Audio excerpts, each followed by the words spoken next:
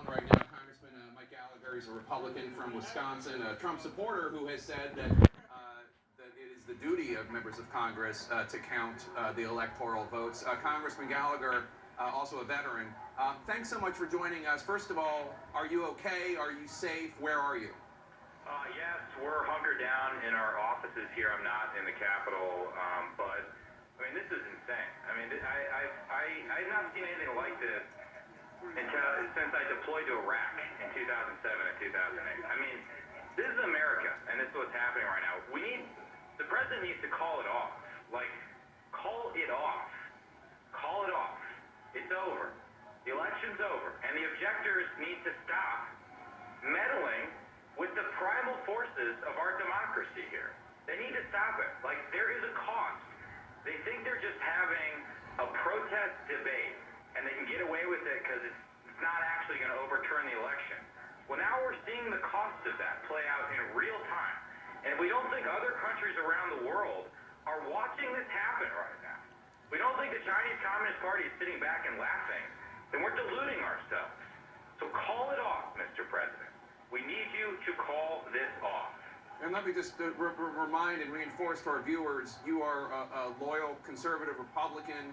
You represent a district in Wisconsin that Trump won, and you're a supporter of his, but you're just acknowledging the reality that he lost. What do you want him to do? Because he has not, he could go to Twitter right now and say, please, go to the mall, or please protest peacefully, please get out of the Capitol, but he's not doing it. What would you want him to do, Congressman? This will be the first time in the last 4 years I'm encouraging him to tweet. So go to Twitter and say, it's over, please go home, thank you for your support, I support the peaceful transition of power. Congressman, you went to Iraq, as you note, to help that country, to try to bring democracy to that country.